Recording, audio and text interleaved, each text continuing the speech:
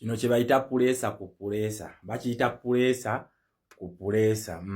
Mujjukira interview emu waliwo omukubi w'essimu Kola yagamba nti Museveni alina obukodyo bungi nnyo onaamusobola. His Excellency Kyagulanyi yamugamba nti waba alina obukodyo nze nina obukodyo 2 obutwala entebe. Waliwo akakodyo akapya temunnakabuuka akazze. Ebintu bikyuse. Nkiddamu kano mubadde temukamanyi kanka basomere kano kapya. Mulaba omukyalo ono. Omukyalo ono bamuyita Esther Kisaakye. Abantu abamu bamuyita former Supreme Court judge. No, she's not a former. Omukyalo ono njagala tujjukire mu 2021 bamu frustrating omukyalo ono. Era yateekayo resignation. Wabula wateekayo resignation. Mulaba eno gundi eno wano bayimirira okugaana. Manyi nagamba wano ewaffe njagala nnyo tubeere factual mu bintu bye tukola kibye tukola. Omukyalo ono resignation ye baagigaana. Kuba yali ayagala ale retirement ne bagigaana. Okitegera ngamanyi nti ajja kukola ki anagenda mu retirement kigenda balabisa nnyo. Omukyalo ono yafuna escape n'adduka. Omukyalo ono okudduka teyadduka nti amaze okuresigning oba bamukkiriza okuresigninga no please. Yadduka nga judge wa Supreme Court n'agenda mu exile. Kakati akabadika kana akapya kaleese. Olaba omukyalo ono atula ku Supreme Court. Emisango gy'ebyokulonda gyonna Supreme Court yekola ki yegiwozesa. Okitegera ekintu ekyo. Emisango gy'ebyokulonda gyonna Supreme Court yegiwozesa. Ogwa president ng'ovudde ku gino simanyi aba MP bakansala bano ababbi b'enkoko b'okubyala abo. Okitegera ng'ogivuddeko. Ye yawozesa omusango oguva mu presidential election. Kakati omukazi ono azze juli twali akava mu kalulu. Najja n'atandika okwogera engeri akalulu kano gikabbibwamu n'engeri gye bateekateeka abalamuzi okuhandolinga emisango egiva mu byokulonda. Okitegeera kati kye yakoze omukyalo ono yademandinze publication of the 2026 presidential results baziteekeyo. Yagambye Simon Byabakama awanike results za 2026.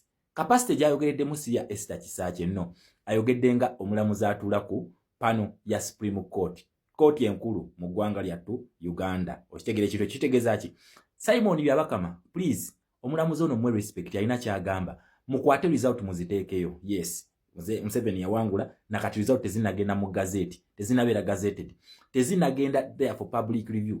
Ense zirabe tebanaziteekayo. So omulamuzi Kisaakye akugambye teekayo result waggulu ziteekeyo ziwanike. Temugenda tukolanga za 2021 ze mutawanika. Yes. Okay. Bakubuuza result zosoma wazijja wagano tubuli akati omulamuzi Kisaakye akugambye teekayo gundi. Eno kooti ya Uganda enkulu yeragidde. Supreme Court eragidde omulamuzi Simon Byabakama. Simon Byabakama omanyi amateeka. Ono mulamuzi munno atula ku Supreme Court agambye teekayo results bannansi tuzirabe. Otulagene district results zino gye zaava. Yes, awo tubalina tubakutte enkalu. Omusajja abagamba alina obukodyo bungi nnyo. Kakati this is another kakodyo. Kana akakodyo kalala. What is the move? Senga Simon Byabakama takomplyinga ku kino kitegeeza Simon Byabakama anyomye court. Kati kyonna ekigenda okulangirirwa nga result zino teziteereddwayo ono kwagenda okuyimirira okulayira bigenda kubeera bifu null and void. Byagenda okubako nakugayi wano mu Uganda bisobola okukola kubanga system yaabwe bakola ekintu kye bakola kye baagala. Naye this election has to meet the international standard of the United Nations Charter. Okitegeera kubanga akalulu kano legitimacy gye baagala ebeera ya United Nations gye baagala legitimacy ya United Nations. Tukase kakodyo kano kukakusa tunako tulina teke 3. Tulina teke 3 okuma omusajja ono legitimacy kati ziweze 3. Eyasoose yabadde yagana genda mu kooti. Emisango gyonna gye balopya aba National Unity Platform bagisaze in favor of National Unity Platform. Bagisaze mu favor yaabwe. Tugambe kati kooti zikola era we tunagenda bagenda tuobwenkanya police tetulaba omuntu agenda mu kooti. Gwe nagenda mu kooti tugenda kwambalira. Oli wa National Unity Platform tuli ba people power. Okitegeera tugenda kukwambalira. Teri kuwa kooti ye legitimacy. Twagala bo bye bakoze kooti zaabwe zibe legitimizingire beerayiririre then berondere lead of opposition batandika okukola nga bo according if it meets international standards. Bino byenjagala bampita Dr. Shama kabaka wa foreign affairs kabaka wa domestic police kati we tuli. Okitegeera omukyalo ono president jasetinga yaliko Somalia katugendeke Somalia katono Al-Shabaab yomugiraba yawangula akalulu. Wabula America n'abayo namugate tetukkiriza government ngono yatannamu legitimacy yonna okuva mu Democrats bonna ne United States of America.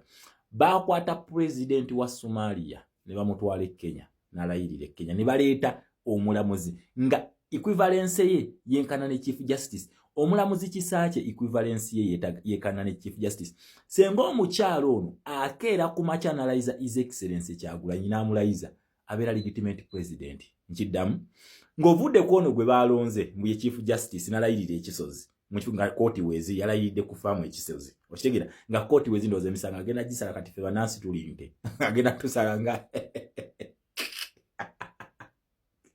anyway tuveeyo eyo omukyalo no equivalence ye yenkanankana ne Chief Justice kati omukyalo no senga alayiza His Excellency Kyagulanyi abeera legitimate president kubanga ono omukazi amitinga amateeka oba standards kwe balina okukola presidential candidate zalina okulayirizibwako jjukira national unity platform ina results ina DR forms ezirina kakati twaga Simon Byabakama ateekeyo we compare and contrast oshigira we compare and contrast senga zigana n'ataziteekayo teri democratic country yona democratic state yona esobola kukkiriza byavudde mu kulondoko nga tobitadde mu public domain nga tobigatizetinze for public view ng'omulamuzi wa court enkulu wa Supreme Court akusabiriza uti ezo ziteekeyo. This is a court order eno giyakoze court order abamu muyita former ono si former ono she's a serving judicial officer ono omukyalo ono kubanga resignation ye oba retirement ye yaganibwa kakati senga akeera ku macha n'alayiza omwana we Magera agenda kubeera president kyekyaddako Somalia government eno bamulayiriza Kenya yasooka nekolako Kenya for sometimes America n'amugamba kati tukutwala waka odda waka Al-Shabaab babakuba ngana kati babayita ba terrorist group naye Al-Shabaab ekibiina ekyo kyawangula akalulu ke Somalia oshegera kyawangula akalulu ke Somalia kati omwana we Magera agenda kujja ne ziri embi kubanga njagala tujjukire n'ekiwandiiko kya Robert Amsterdam ng'agamba nti faamu ye genda kukola kyonna okufunira His Excellency Kyagulanyi security kuki just watch the space tuwezeza akabadi akalala akatutwala entebe mu ntebe tukawezeza akalala nga tuyita mulamuzi Esther Kisakye senga Esther Kisakye alayiza His Excellency Kyagulanyi His Excellency Kyagulanyi agenda kubeera president omujjuvu nkiddamu Esther Kisakye equivalence ye yenkanankana ne ya Chief Justice atamusingako kubanga ye Esther Kisakye yalayirira mu kooti oyafeeya mu kooti si yakufaamu kitegeeza ki the pressure is getting worse byebyo nabagambye akalulu kano banange muteese ekintu kiggwe otherwise omusajja yakasumulula ku bukodyo yakasumulula obukodyo kakati tuwezeza busatu tulina domestic uprise tugirina okitegeera tetumanyi kikyali mu organizinga naye yagambe ffe nawe tunasituka omulundi gumu entebe tugitwala omusajja ono ayina bakomanda wo mu UPDF yakugambye nti abasirikale bakyali be bamulabula ne mugamba sooka ove ewaka baaba tukwetaaga kubanga naffe twetaaga okutulinyisa akakadde ako tuketaaga akasente ako tuketaaga sooka ove ewaka bakunoonya gwe essuubi lyaffe kwegamba ne UPDF ne poliisi naye essuubi balina mwani His Excellency Kyagulanyi naga sooka oveewo era ne gyatambulira yonna bamukubira saluti sa n'ayitawo bamukubira saluti sa respect najja n'ayitawo akakodyo kakubiri amagye gennyini gano agamusinkana ne gamukubira saluti gasobola okuwunzika ekintu vu n'akigira akakodyo kakubiri akodyo k'okusatu ye mulamuzi Esther Kisakye okumulayiza senga amulayiza agenda kujja ne bakomando kubanga bannansi twalonda ono ne DR form we ziri eza Simon Byabakama yalangiryako naffe tetumanyi gye yazijja ne DR entuufu ezaava ku polling stations entuufu twalonda His Excellency Kyagulanyi Ssentamulo but overwhelmingly nakuba ne landslide kakati zino eza Simon Byabakama zaatu impartingako Kisakye akugambe muziwanikeyo please respect the judge. This one is a judge, a Supreme Court judge. Stop undermining the laws of the land. Omulamuzi akugambi teekayo gundi result muziteekeyo. Presidential elections petition zibera held by the Supreme Court. The land is top court. Kakati court yekugambye teekayo presidential ziteekeyo sebo. Eza 2026. Omulamuzi Kisakye yagala zirabako. Naffe bannansi tuzeegomba okukola ki okuzirabako. Even the global community naye yagala okukola ki okulaba ku results ezo ngamba international community naye yagala okulaba ku results ezo. So please tulesa akakodi ako okusatu.